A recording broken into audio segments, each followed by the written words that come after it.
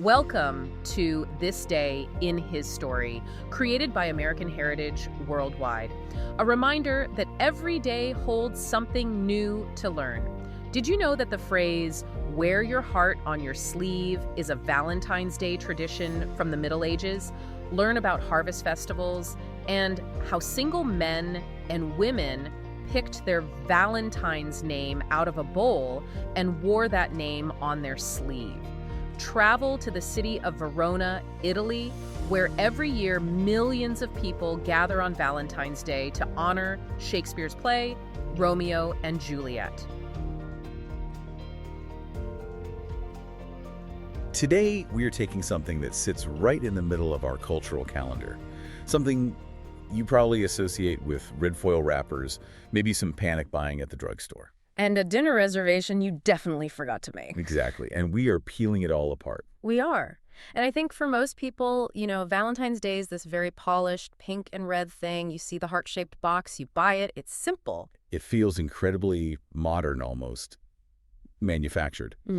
But the stack of research you've brought in today, looking through these sources, sweet is not the first word that comes to mind. Not at all. We've got secret Roman executions, we've got lotteries that sound, frankly, a little dystopian, and a supply chain that rivals a military operation. It's a very strange mix. We are looking at a holiday that it started with martyrdom and somehow ended up as a $27 billion global industry. That's the number that just jumped out at me, 27 billion. So before we get to the stats, our mission today is really to figure out, how did we get here? How do you draw a straight line from a beheaded priest in the 3rd century to a dozen roses today?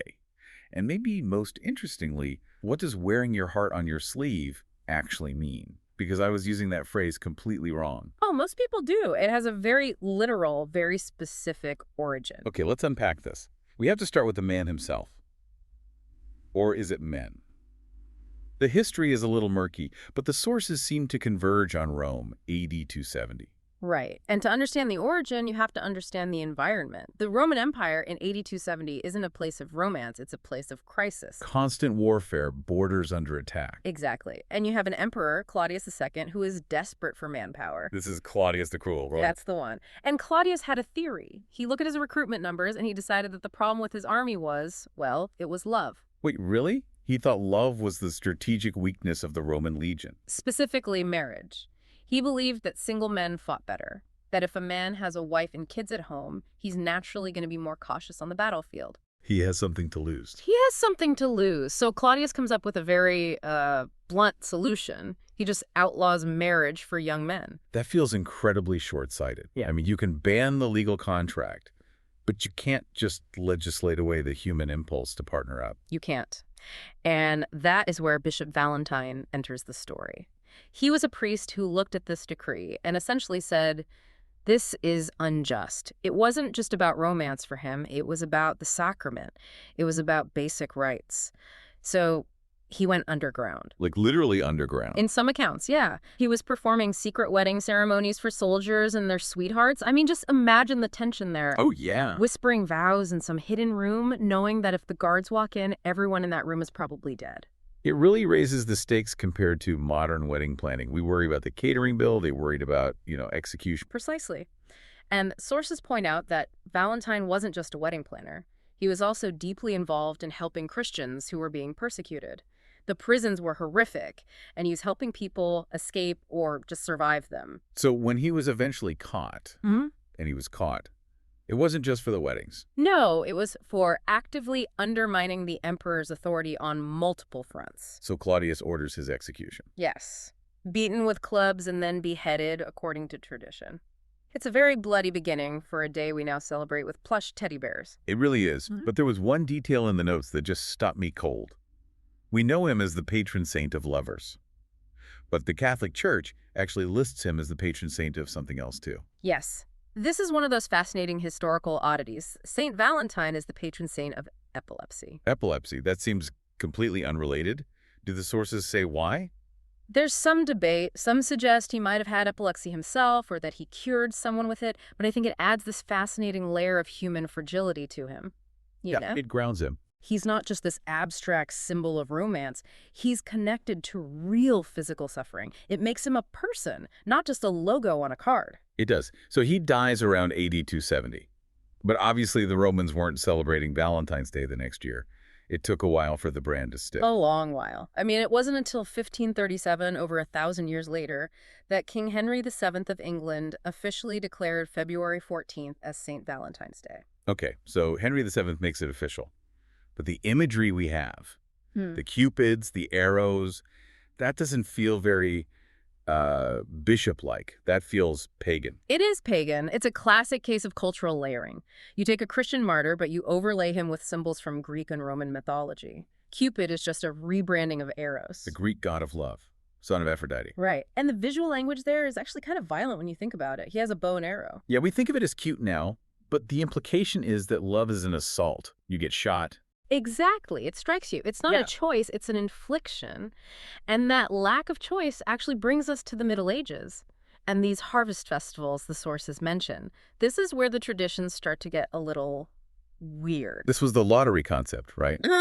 Because reading about this, it sounded less like romance and more like a mandatory social experiment. It was a bit of both. In these medieval festivals, you'd have a bowl, and in it were the names of all the single women in the village. And the single men would just draw a name. They'd step up and draw a name, and that was your Valentine for the festival. Sometimes for the whole year, you were paired up. See, that's terrifying. What if you pull the name of someone you absolutely can't stand? You're just stuck. You're stuck, and you had to perform the duties of a courtly lover. But here's the kicker, and this is where that phrase comes in. Oh, right. Once you drew that name, you were required to pin it to your sleeve. You had to wear a name tag. For a week. You walked around the village with this woman's name on your arm for everyone to see. You were, quite literally, wearing your heart on your sleeve. That is wild. I always thought that just meant you were an emotional person, you know? Like you cried easily at movies or something. That's the modern idiom, showing your emotions openly. But originally, it was about transparency of allegiance. It was saying, by the luck of the draw, this is who I'm with. Did these forced matches even work? Surprisingly, the historical record suggests that a lot of them did end in marriage. I suppose if you force two people to interact for a year, a bond often forms whether they intended it or not. Wow. Talk about arranged dating. So we go from Roman executions to medieval forced dating. But we can't talk about the history of romance without hitting the big one. Shakespeare. Romeo and Juliet. Published 1597. It's arguably the most famous love story in English. Never was a story of more woe and all that. But what fascinated me in the research wasn't the play itself, but the tourism industry. It spawned in Verona. Oh, it is a phenomenon. We're talking about La Casa di Juliet, Juliet's house. Nearly 2 million people go there every year. They crowd into this tiny courtyard. They write notes on the wall. It's the mecca of romantic tourism. It is. And it's a masterclass in the power of fiction over fact. Because, as the sources point out, none of it is real. Break that down, because I think people know Juliet as a character, but they assume the house has some real connection. The connection is purely linguistic. The house belonged to a family called the Dal Capello, which sounds a bit like Capulet, so... Close enough. Close enough.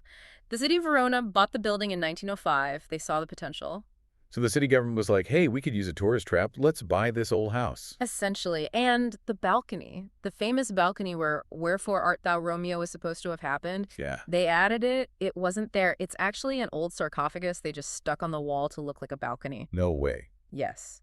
And Shakespeare himself never even set foot in Verona. The entire thing is a beautiful, profitable set piece. But people cry there. People get engaged there. The walls are covered in letters and graffiti. That's the psychological fascination. The expert commentary in our source material suggests people don't actually care about historical accuracy. They care about the container for the emotion. They need a physical place to put their feelings about love. So if the house is fake, it doesn't matter, because the feeling they bring to it is real. Exactly. It's a pilgrimage to an idea, not a place. And speaking of pilgrimages, let's talk about the pilgrimage to the cash register. The economics, the numbers are just mind-boggling. $27 billion spent annually in the U.S. alone. It's a massive stimulus event. And it's this trifecta of cards, candy, and flowers. Let's start with the chocolate, the heart-shaped box. That feels like it's been around forever. It feels that way because it was a brilliant piece of Victorian marketing. We have to thank Richard Cadbury for that. So 1801, He's in Birmingham, England. He has these chocolates, but he needs a way to make them a proper gift. Right. So he designs the first heart-shaped box, but his genius was in the durability. He marketed them as dual purpose. What, like dual-purpose chocolate? The box, you eat the chocolate, but then you keep the box. You use it to store love letters or a lock of hair. He made the packaging a keepsake. That is smart. You're not just selling a snack, you're selling a memory box. And now we spend $1 billion a year just on those boxes. Which is fitting, since chocolate theobroma cacao literally translates to food of the gods. But if chocolate is the non-perishable gift, the other big spender is the complete opposite, the roses. This part of the research actually stressed me out. 250 million roses produced for a single day. It is arguably the most intense logistical challenge in the entire agricultural world. Think about it. You can't harvest a rose in November and sell it in February. Right, it dies. So you have to time the bloom of 250 million flowers to happen within a very specific window. They have to be cut, chilled, put on a plane, cleared through customs, distributed to florists, and into a vase in a matter of days. And if you miss the date by 2 days, the entire inventory is worthless. Completely worthless. It's a cold chain marvel. If the temperature fluctuates in the cargo hold, they wilt.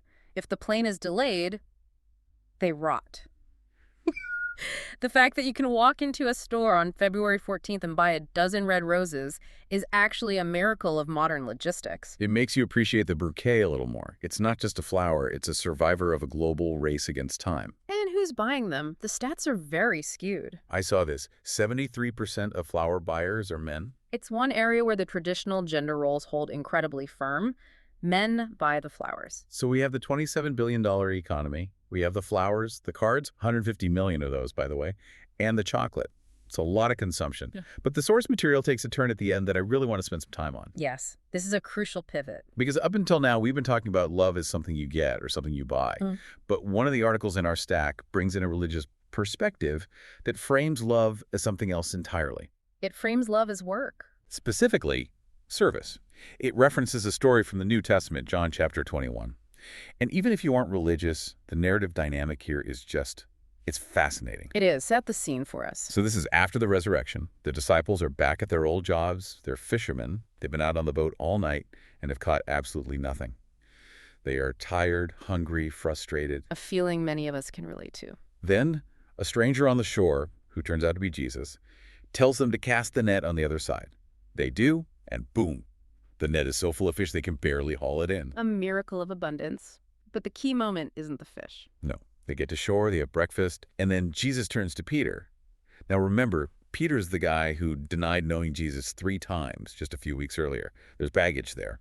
And Jesus asks him, "Lovest thou me more than these?" Referring to the fish, the boats, the career. Exactly. And Peter says, "Yes, Lord, thou knowest that I love thee." And this is where the definition of love shifts. Yeah. Because Jesus doesn't say, "Okay, great, I believe you." No. He gives him a job. He says, "Feed my lambs." Finish it off 3 times. 3 times. "Do you love me?" "Yes." "Then feed my sheep." The insight the source draws from this is that love isn't verified by a feeling or a card. It's verified by action. Specifically, the action of caring for something else. Feed my sheep. It's unglamorous. It's messy. It's daily work. It's not a grand gesture like a balcony scene in Verona. It's making sure the people around you are nourished and safe. It really contrasts with that $27 billion figure, doesn't it? Yeah. We spend billions trying to show love, but this perspective says you show love by serving. And if you think about it, that brings us full circle back to AD 270. How so? Well, look at Bishop Valentine. Why is he famous? Not because he bought chocolates. He's famous because he served. He risked his life to marry those soldiers. He risked his life to aid the prisoners. He was literally feeding the sheep in a time of wolves. That is a powerful connection. The commercial holiday is about the getting the gift. But the origin and this deeper philosophy, it's all about the giving, the sacrifice. It suggests that the truest form of Valentine's Day might not be a romantic dinner, but just an act of service. Helping a neighbor, forgiving someone, doing the work that no one sees. Which gives a whole new meaning to wearing your heart on your sleeve. It's not just about advertising your relationship. It's about making your love visible through what you do. Precisely. So, as we wrap this up, we've covered a lot of ground. We've gone from the prisons of Rome to the flower fields of California. We've debunked the balcony in Verona, and unpacked the logistics of the rose industry. It's a holiday with a very deep, very complicated footprint. And I think the takeaway for you, listening right now, is that you get to choose which version of the holiday you participate in. Or you can do both. You can enjoy the chocolate. It is the food of the gods, after all. But you can also adopt that spirit of service. Exactly. Whether you're one of the millions buying a card today, or you're just trying to be a little kinder, you're a part of a tradition that has been evolving for nearly 2,000 years. From rebellion to lottery to industry to service. So here's a final thought to mull over. If this holiday began as a secret rebellion against the law, literally breaking the rules to allow love to exist, and evolved into this massive commercial giant, what does our modern celebration actually say about the state of love today? Is it defined by the grand gesture, those 250 million roses being flown across the world? Or is it defined by the secret sacrifice, a feed my lambs kind of service that happens when no one is watching? That is the question to ask. Thanks for diving in with us. We'll see you next time. Thank you for joining us for this day in His story. May the lessons of yesterday inspire you to see God's hand today and to play your part in His story now. For more faith-based learning, visit ahsworldwide.org, the homeschool for faith and family.